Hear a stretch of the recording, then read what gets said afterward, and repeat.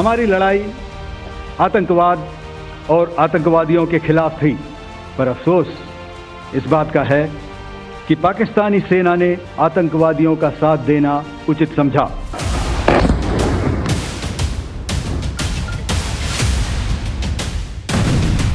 आपने सुना ही होगा, जब हौसले बुलंद हों तो मंजिलें भी कदम चूमती हैं। विनय न माने जलधि जड़, भय 3 दिन बीत, बोले राम सकोप तब, भय बिन होए न प्रीत।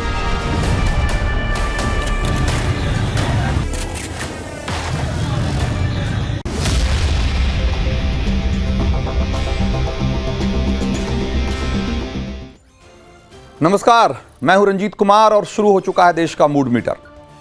भारत पाकिस्तान के बीच सीज फायर के बाद हिंदुस्तान में बहुत सारे लोग थोड़े मायूस से, खासकर वो लोग जिन्हें लग रहा है कि भारत ने पाकिस्तान को कड़ा सबक सिखाने का मौका गंवा दिया। वो लोग जिन्हें लगता है कि भारत को पीओके कब्जाने के बाद ही सीज फायर करना चाहिए था। लेकिन क्या वाकई हमें निराश होने की जरूरत है या समझने की जरूरत है कि हमने ऑपरेशन सिंदूर के जरिए वो सब कुछ हासिल किया जो हम करना चाहते थे? आज मैं आपको इस पूरे ऑपरेशन और सीज फायर की इनसाइड स्टोरी बताऊंगा और गौर से सुनने के बाद तय कीजिएगा कि सीज फायर के लिए सहमत होकर भारत ने पाकिस्तान पर सामरिक, राजनीतिक और मनोवैज्ञानिक जीत हासिल की है या फिर मौका गंवाया है। तो याद कीजिए, प्रधानमंत्री ने जब बिहार के मधुबनी में कहा था कि पहलगाम के आतंकी और उसके आकाओं को सजा मिलेगी और कल्पना से बड़ी सजा मिलेगी, तो एक बात बताइए कि इस देश में इससे पहले सैकड़ों आतंकी हमले हो चुके हैं। हमने पाकिस्तान को सबूत भेजने और डोजियर भेजने और अंतर्राष्ट्रीय मंचों पर जाकर रोने के सिवा कब क्या किया है? याद करके बताइएगा जरा। इसके पहले पुलवामा और उरी के बाद हमने पाकिस्तान के खिलाफ जो सर्जिकल और एयर स्ट्राइक किया, वो भी पीओके में सीमावर्ती इलाकों तक सीमित था और बहुत हद तक एक सिंबॉलिक यानी कि प्रतीकात्मक कार्रवाई थी। एक चेतावनी थी पाकिस्तान को कि सुधर जाओ वरना अंजाम इससे भी बुरा होगा। लेकिन इस बार हम सिर्फ पीओके या उसके आसपास के आतंकी ठिकाने और ट्रेनिंग कैंप तक सीमित नहीं हैं। यही नहीं रुके हमने पाकिस्तान के 100 किलोमीटर भीतर घुसकर आतंकियों के हेडक्वार्टर को ध्वस्त कर दिया। और मुजफ्फराबाद ही नहीं, लाहौर के पास मुरीद के, जहां लश्कर का हेडक्वार्टर है, और बहावलपुर में जैश के हेडक्वार्टर को नेस्तानाबूद कर दिया। यह कल्पना से परे नहीं तो और क्या है। इसकी कल्पना पाकिस्तान तो छोड़िए, दुनिया में किसी ने नहीं की होगी कि एक परमाणु शक्ति संपन्न पड़ोसी देश के भीतर घुसकर भारत उसके आतंकी ठिकानों की धज्जियां उड़ा देगा। और ये कोई मामूली बात नहीं थी। कायदे से देखिए तो ऑपरेशन सिंदूर के इसी पहले फेज के साथ भारत का मिशन पूरा हो चुका था और हमें जो सबक देना था पाकिस्तान को, वो हमने दे दिया था। हमारे फाइटर जेट्स और मिसाइल इसमें लपेटकर जो हमने मैसेज पाकिस्तान को भेजा था ना, उसकी गूंज पूरी दुनिया को सुनाई दे चुकी थी और पूरा पाकिस्तान सदमे में था। पाकिस्तानी सेना को चूंकि अपना चेहरा बचाना था, कुछ तो करना था उसके लिए, सो अगले 3 दिन बदहवासी में पाकिस्तान कुछ कुछ करता रहा। और क्या ही किया पाकिस्तान ने? चीन और तुर्की से मिले खिलौने जैसे कुछ ड्रोन्स उड़ाए जो कि भारत के मजबूत सुरक्षा कवच से टकराकर चूर चूर हो गए। इक्का दुक्का कहीं गिरे भी तो कोई ज्यादा नुकसान नहीं कर पाए। खिसियाया पाकिस्तान भारत के सिविलियन इलाकों को निशाना बनाने लग गया, जिसमें निर्दोष नागरिकों की जानें गई। लेकिन यह बात बताता है कि पाकिस्तान की हैसियत हमारी सेना से लड़ने की नहीं थी। उसकी क्षमता हमारे मिलिट्री ठिकानों को निशाना बनाने की नहीं थी। इसीलिए उसने सिविलियन इंस्टॉलेशन को निशाना बनाया। इसीलिए उसने भारत के उन इलाकों को निशाना बनाया, सीमावर्ती इलाकों को निशाना बनाया जहां आम लोग रहते हैं। और अब यह देखिए कि पाकिस्तान के इस दुस्साहस का हमने जवाब कैसे दिया। हमारे ड्रोन्स भी पाकिस्तान में गए, लेकिन उन्होंने सिविलियन को निशाना नहीं बनाया। हमने जो ड्रोन्स भेजे वो सिविलियंस को मारकर नहीं आए या सिविलियंस को उन्होंने नहीं टारगेट किया। सारे मिलिट्री ठिकानों को हमने ध्वस्त किया। हमारे लॉइटरिंग म्यूनिशंस ने लाहौर से लेकर रावलपिंडी तक कोहराम मचा दिया। हमने उनके चाइनीज रडार सिस्टम को ध्वस्त कर दिया, HQ-9 को। और इस हमले के बाद से ही अमेरिका के पास जाकर पाकिस्तान इस बात के लिए घिघिया रहा था, गिड़गिड़ा रहा था कि वो भारत से सीज फायर के लिए कहे। और बताया जा रहा है कि अमेरिकी उपराष्ट्रपति JD वांस ने इसकी कोशिश भी की। उन्होंने प्रधानमंत्री मोदी को फोन किया और ये कहा कि पाकिस्तान और बड़े हमले की तैयारी कर रहा है।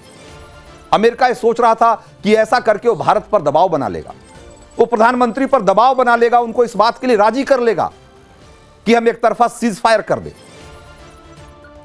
लेकिन पीएम मोदी का जवाब भी बिल्कुल सधा हुआ था कि अगर पाकिस्तान ने ऐसी गलती की तो उसे और करारा जवाब मिलेगा। अगली रात पाकिस्तान ने फिर दुस्साहस की और इस बार ड्रोन्स के साथ साथ उसने चीन के PL-15 और अपने हल्का फुल्का जो उसका सरफेस टू सरफेस मिसाइल है, 100 किलोमीटर तक मार करने वाला हथ, उस मिसाइल से भारत पर हमला बोला। और एक बार फिर हमने उसके ड्रोन्स के साथ साथ उसके मिसाइल्स को भी हवा में मार गिराया। हथ मिसाइल को तो हमने सिरसा में मार गिराया। पाकिस्तान ने दावा किया कि हमने भारत के श्रीनगर और आदमपुर एयरवेस को उड़ा दिया है, लेकिन सच क्या है इसका सबूत हमारी मिलिट्री दे चुकी है। पाकिस्तान का एक भी मिसाइल या एक भी ड्रोन हमारे किसी मिलिट्री या एयरफोर्स बेस तक नहीं पहुंच पाया। वहां हमला करने की बात तो छोड़िए, लेकिन चूंकि इस बार पाकिस्तान ने मिसाइल से हमला किया, एक बड़ा दुस्साहस किया, इसलिए इस बार हमने जो उसे सजा दी वो उसी अनुपात में दिया। और इस बार जो सजा हुई, पाकिस्तान के होश फाख्ता हो गए। इंडियन एयरफोर्स ने अपने हवाई और मिसाइल हमलों से पाकिस्तान के 11 बड़े आर्मी और एयरफोर्स बेस को ध्वस्त कर दिया। और इस हमले में रावलपिंडी में नूर खान, जिसे चकलाला एयरबेस कहते हैं, शोरकोट में रफीकी एयरबेस, पंजाब में मुरीद, सियालकोट और पसरूर एयरबेस, सिंध में सुक्कूर और जैकोबाबाद, कराची के पास भोलारी एयरबेस, सरगोधा और चुनियन एयरबेस और गिलगित बाल्टिस्तान में स्कार्दू एयरबेस, इस सब को जबरदस्त नुकसान हुआ इस हमले में। और बताया जा रहा है कि इस हमले में पहली बार हमने पाकिस्तान को ब्रह्मोस की ताकत का अंदाजा करवाया। और जब उसके एयरबेस और मिलिट्री डिपो में पर हमले हुए तो हमले कितने जोरदार थे, कितना इंपैक्टफुल था, कितना पावरफुल था, इसका अंदाजा इस बात से लगाइए कि उनके एयरबेस के रनवे पर इतने बड़े बड़े गड्ढे हो गए कि जैसे तालाब हो। और भारत का यही वो हमला था जिसके बाद पाकिस्तान को समझ में आ गया कि उसने अगर लड़ाई की या उसे और आगे बढ़ाया तो इसका अंजाम और भी खतरनाक होगा। उसने अमेरिका से फिर गुहार लगाई और इस बार अमेरिकी विदेश मंत्री ने भारत के विदेश मंत्री एस जयशंकर को फोन घुमाया। और इस बार भी भारत का जवाब एकदम सधा हुआ कि अगर पाकिस्तान को बात करनी है तो सिर्फ एक ही विंडो खुली, एक ही खिड़की खुली हुई, और वो है DGMO यानी कि director general of military operations के लेवल पर। पाकिस्तान को वहीं जाकर बात करनी है। पाकिस्तान को मैसेज एकदम क्लियर हो चुका था कि उसके पास अब सीज फायर के अलावा कोई दूसरा विकल्प नहीं बचा हुआ है। और अब पाकिस्तान के DGMO कासिफ अब्दुल्ला ने भारत के DGMO lieutenant general Rajiv Ghai से हॉटलाइन पर बात की और लगभग गिड़गिड़ाते हुए सीज फायर की अपील की। भारत ने ऑपरेशन सिंदूर को अंजाम देने के बाद ही यह बिल्कुल स्पष्ट कर दिया था कि भारत अपनी कार्रवाई को अंजाम दे चुका है और अब अगर पाकिस्तान ने कोई जवाबी हमला करने की कोशिश की तभी हम उस पर काउंटर अटैक करेंगे। और भारत ने यही किया भी। पाकिस्तान ने जब हमला किया तो हमने उससे 10 गुना ज्यादा ताकत से काउंटर अटैक किया। उसने हमारे सिविलियंस को निशाना बनाया, निर्दोष नागरिकों को मारा। जवाब में हमने उनके मिलिट्री और एयरफोर्स बेस को तबाह कर दिया और हमले से बचाव के उसके सारे चाइनीज हथियार और रडार धरे के धरे रह गए। भारत ने इस जंग के हर मोर्चे पर अपनी सुपीरियरिटी साबित की। इसके बावजूद भी भारत में कुछ लोग निराश हैं। तो उन्हें यह बात समझने की जरूरत है कि आप और हम क्या सोचते हैं। यह बहुत महत्वपूर्ण नहीं है। उससे ज्यादा जरूरी यह समझना है कि आज भारत की जरूरत क्या है। चीन जैसे हमारे दुश्मन चाहते हैं कि हम कंगले पाकिस्तान के साथ युद्ध में उलझ जाएं। चीन के एम्यूनिशन डिपो में जितने हथियार सड़ रहे हैं ना, अगर वो उतना पाकिस्तान को दे देगा तो पाकिस्तान लड़े और जीते तो खैर वो दूर की बात है, लेकिन वो इतना जरूर कर सकता है कि हमें एक लंबे समय तक जंग में उलझाए रख सकता है। और यही चीन चाहता है। आज दुनिया भारत की उभरती हुई अर्थव्यवस्था है। पूरी दुनिया उम्मीद की नजरों से देख रही है हमें, क्योंकि मंदी की आशंका के बीच भारत दुनिया का ग्रोथ इंजन है। और हम युद्ध में उलझ जाए, यह कहां की समझदारी हो। ऑपरेशन सिंदूर के जरिए हमें जो हासिल करना था हमने कर लिया। हमने सैकड़ों आतंकी मार गिराए, उनका हेडक्वार्टर ध्वस्त कर दिया। आतंकियों के सरपरस्त पाकिस्तान की नाक मसल दी हमने।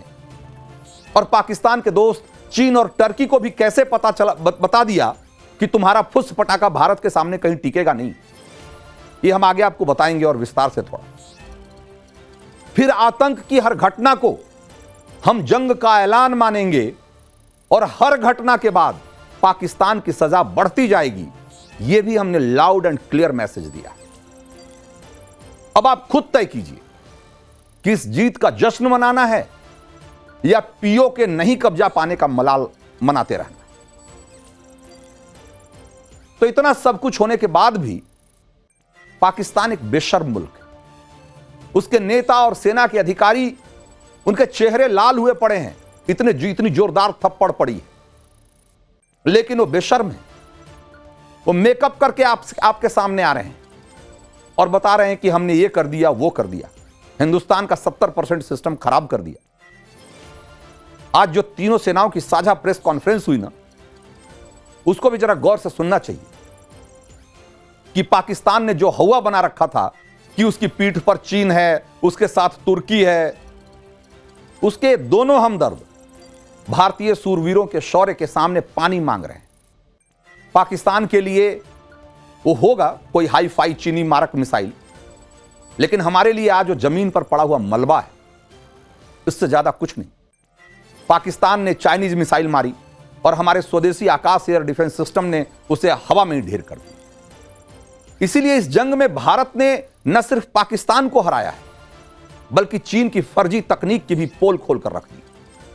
सुनिए आज डीजी एयर ऑपरेशंस और एयर मार्शल ए के भारती ने क्या कहा, और उसके बाद आपको फिर बताते हैं कि कैसे उनका बयान आज पूरी दुनिया में गूंज रहा है, खासकर बीजिंग में। Is the probable enemy PL-15 missile, which is of Chinese origin. This missile has missed its target, and you can see the pieces now which are available with us. तो एयर मार्शल ए के भारती का बयान पूरे Chinese हथियार बाजार को धाराशायी करने वाला है। यह कोई छोटी मोटी बात नहीं है। इस युद्ध में भारत की ओर से यह पहला बयान है कि पाकिस्तान ने चाइनीज मिसाइल का इस्तेमाल किया था, PL-15 का। हालांकि पाकिस्तान तो काफी पहले से ही रट लगा रहा था कि वो PL-15 मिसाइलें दाग रहा है, लेकिन अब यह साफ हो गया है कि चीन की मिसाइलें भी उसकी झालर की तरह है, जो दिवाली की पूरी रात भी नहीं टिक पाई। इससे पहले भारतीय सेनाओं ने यह भी बताया था कि कैसे हमने पाकिस्तान के घर में घुसकर उनके Chinese HQ-9 air defence system को तबाह कर दिया था। यानी एकदम स्पष्ट हो गया है कि चीनी साजो सामान न पाकिस्तान के रक्षा के काम आया और न हमले के काम आया, और न चीन का एयर डिफेंस सिस्टम ही चला। और इसका पूरा ग्लोबल इंपैक्ट हो रहा है साहब। चीन का ब्लड प्रेशर लो हो रहा है, अमेरिका से चल रहे ट्रेड वॉर के बीच चीन ने हथियारों के निर्यात को तेज करने का पूरा प्लान बना रखा था, अभियान चला रखा था। खासकर खाड़ी देशों में वो चाह रहा था कि अमेरिका का जो हथियार है वो खाड़ी देशों के बाजार से दूर रहे।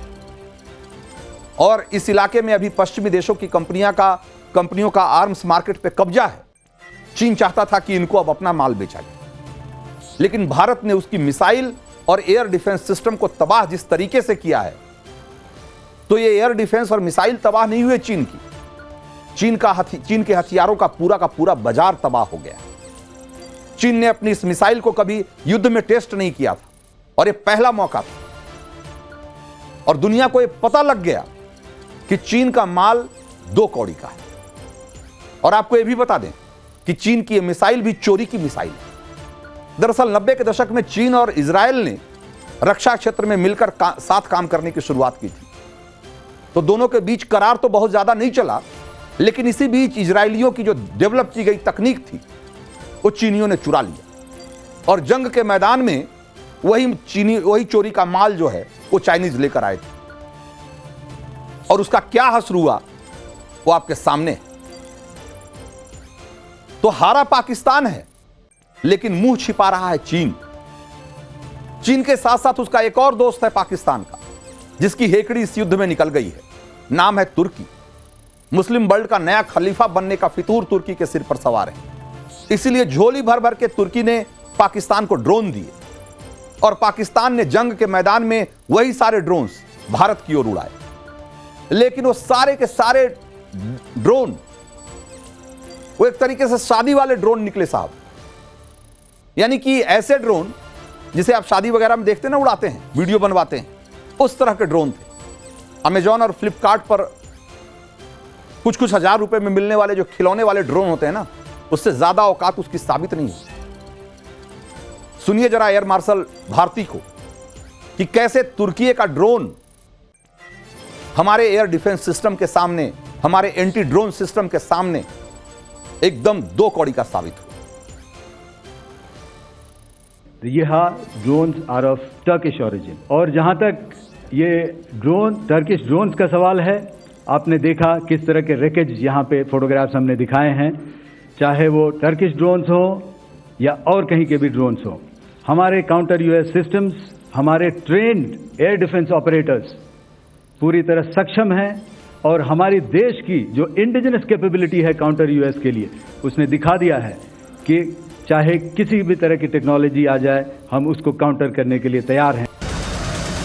तो पाकिस्तानी फजीहत की इस कहानी को आगे बढ़ाएंगे, लेकिन इस बीच एक बड़ी खबर आ रही है और बड़ी खबर यह है कि भारत पाकिस्तान के बीच डीजीएमओ की बातचीत खत्म हो गई है और संघर्ष विराम को लेकर दोनों देशों में सहमति जो कि बनी थी उस पर अभी वो दोनों देश कायम हैं और सीमा पर कोई फायरिंग नहीं होगी।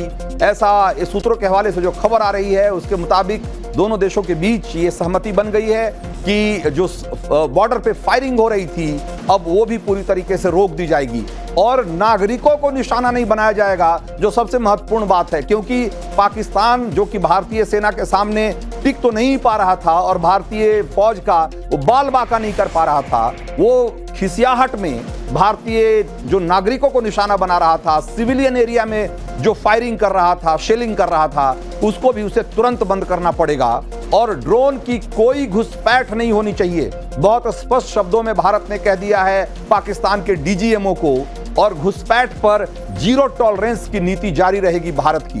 तो बहुत स्पष्ट शब्दों में भारत के डीजीएमओ ने पाकिस्तान को बता दिया है कि अगर आप सिविलियन इलाकों में गोलीबारी करोगे, अगर शेलिंग करोगे या ड्रोन्स भेजोगे तो इसका अंजाम बुरा होगा। और आतंकवाद को लेकर भारत का स्टैंड बिल्कुल स्पष्ट था और ऑपरेशन सिंदूर आतंकवाद के खिलाफ था। ये भारत ने पाकिस्तान को एक बार फिर बता दिया है।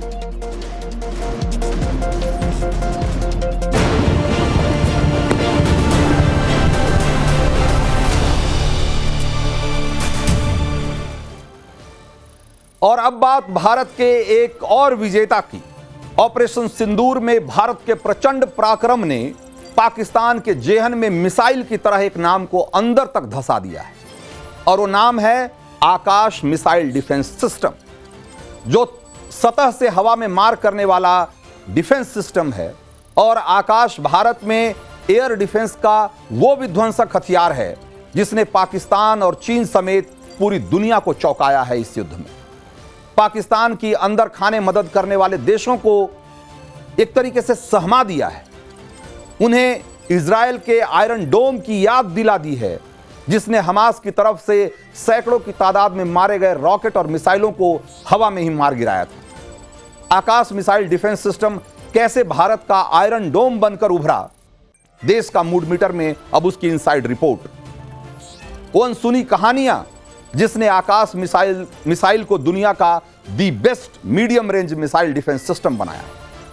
लेकिन पहले जरा संक्षेप में समझ लीजिए कि आकाश मिसाइल में वो कौन कौन सी खूबियां हैं जिसके आगे दुनिया के दूसरे डिफेंस सिस्टम फीके पड़ जाते हैं। तो सबसे पहली बात तो यह है कि इसकी जो रेंज है वो 80 किलोमीटर है और मिसाइल लॉन्च करने में ये 30 सेकंड से भी कम का समय लेता है, जो कि बहुत महत्वपूर्ण है, खास करके तब जब आपके दुश्मन की तरफ से एक के बाद एक लगातार हमले हो रहे हों तो आपके पास समय नहीं होता है उनका जवाब देने के लिए। लेकिन ये 30 सेकंड के भीतर ये मिसाइल लॉन्च कर सकता है और एक साथ 64 टारगेट्स को ट्रैक करने की जबरदस्त क्षमता है।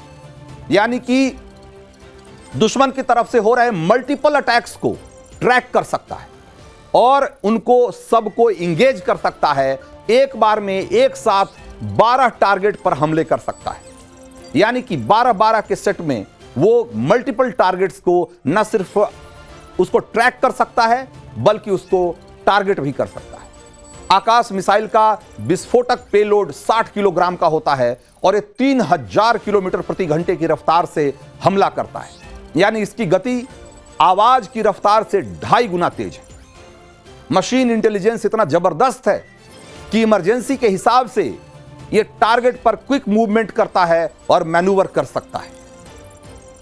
और अब वो खास बात जो इसे बाकी मिसाइल सिस्टम से बिल्कुल अलग बनाता है, आकाश डिफेंस सिस्टम में लगी मिसाइलों को इस तकनीक के साथ डेवलप किया गया है कि उड़ान भरने के बाद टारगेट हिट करने तक इसकी रफ्तार एक जैसी बनी रहती, जिससे दुश्मन के ड्रोन, फाइटर जेट, मिसाइल, इन सबों के लिए इसे चकमा देना एकदम नामुमकिन हो जाता है।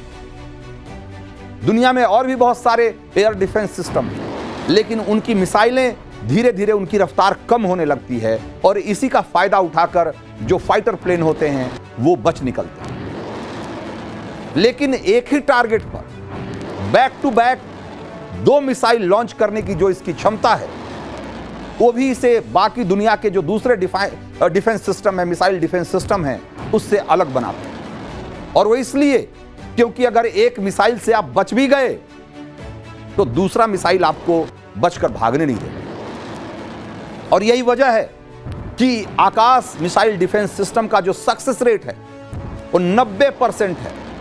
यानी कि 100 में 90% चांस है कि अगर आप इसके जद में आ गए, इसके रेडार पर आ गए तो मारे जाओगे, मार गिराए जाओगे। एक तरीके से देखा जाए तो मीडियम मिसाइल डिफेंस सिस्टम जो भी है दुनिया में, उसके हिसाब से उसका जो हिट रेशियो है और जो 90% आकाश का है वो दुनिया में दी बेस्ट है साहब। इसके बराबरी के, इसका जोड़ का कोई दूसरा एयर डिफेंस सिस्टम नहीं है।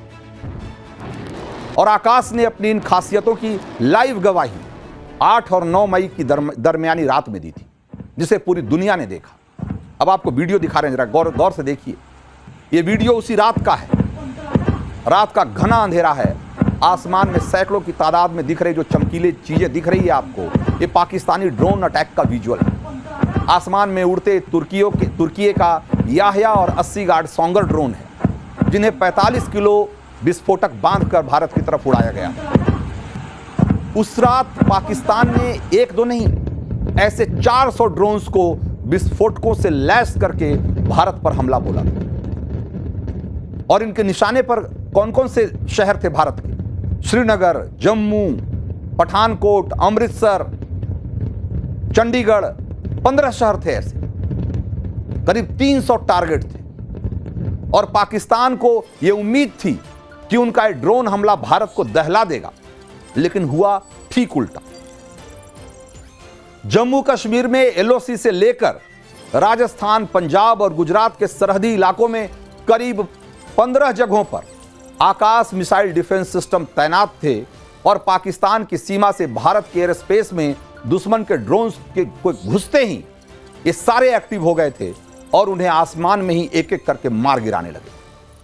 दुश्मन के ड्रोन्स के चीथड़े राजस्थान से लेकर जम्मू कश्मीर के सरहदी इलाकों में फैले हुए हैं आज की तारीख।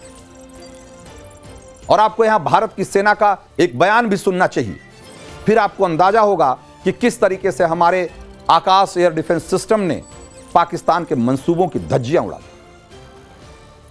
While much has been said and written about the newer systems, I would like to place on record the performance and efficacy demonstrated by even the older battle-proven AD systems like the Pechora, the Osa AK and the LLAD guns in countering the Pakistani threat vectors in the current operations.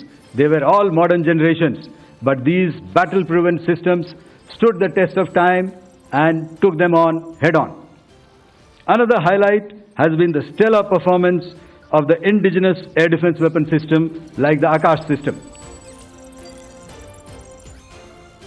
तो 7-8 मई की रात आकाश missile defence system ने पाकिस्तान के 400 drone के हमलों को नाकाम कर दिया। वहीं 9 मई की देर रात पाकिस्तान के फतेह 1 मिसाइल के हमले को भी नाकाम किया गया और जिसके निशाने पर पंजाब में भारतीय वायुसेना का अड्डा था। इन दोनों हमलों में मात खाने के बाद भी पाकिस्तान बाज नहीं आ रहा था। 10 मई को जम्मू कश्मीर के श्रीनगर से लेकर गुजरात के नलिया तक 26 स्थानों पर फाइटर जेट, ड्रोन और मिसाइल से हमला बोला गया पाकिस्तान की तरफ से। पाकिस्तान के fighter jet JF-17, F-16, J-10 और मिसाइल PL-15 जो कि उसका मिड रेंज मिसाइल है और इसके साथ साथ DJI ड्रोन, इन सभी के साथ भारत के 26 जगहों को टारगेट करने की कोशिश की गई, लेकिन आकाश मिसाइल डिफेंस सिस्टम और भारत के एंटी ड्रोन सिस्टम ने उनकी सारी प्लानिंग फेल कर दी। आकाश के इस पराक्रम को देखकर उसे डेवलप करने वाले जो DRDO के पूर्व वैज्ञानिक हैं डॉक्टर P रामाराव आज वो गर्व से भरे हुए दिखते हैं और जब उनसे इस बारे में पूछा गया तो उन्होंने जो बात कही वो हर हिंदुस्तानी को गर्व से भर देती है। उन्होंने कहा कि अपने बच्चे को दुश्मन के हवाई लक्ष्यों को इतनी सटीकता और खूबसूरती से मार गिराते हुए देखना जीवन का सबसे खुशी का दिन है। आकाश ने उम्मीद से बढ़कर काम किया है। ये कहते हुए डॉक्टर P रामाराव की आंखों से आंसू छलक गए। 1983 में डॉक्टर अब्दुल कलाम की अगुवाई में भारत ने अपना मिसाइल डेवलपमेंट प्रोग्राम शुरू किया। उस समय P रामाराव उनकी टीम का हिस्सा थे।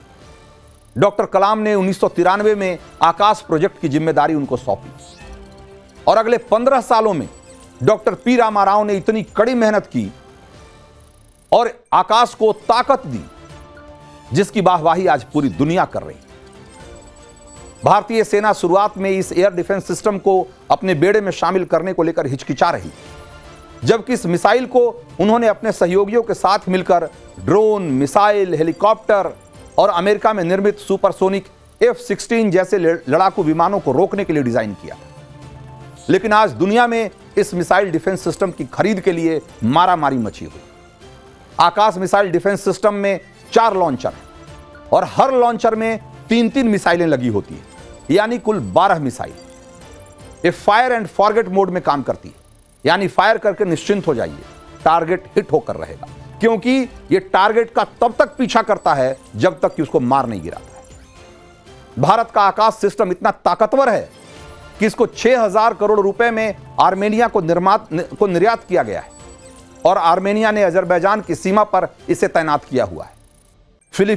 फिलीपींस से लेकर ब्राजील तक कई देश इसे खरीदने में दिलचस्पी दिखा रहे हैं आज। और आकाश दुनिया के मैप पर आत्मनिर्भर भारत की एक नई तस्वीर बनकर उभरा है।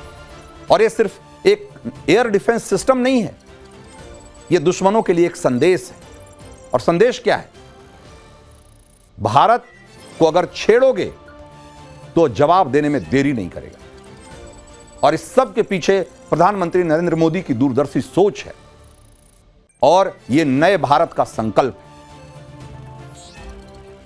तो देश का मूड मीटर में वक्त इतना ही था। मुझे दीजिए इजाजत और आगे देखिए प्रतिशोध दिनेश गौतम और मेजर गौरव आर्या के साथ।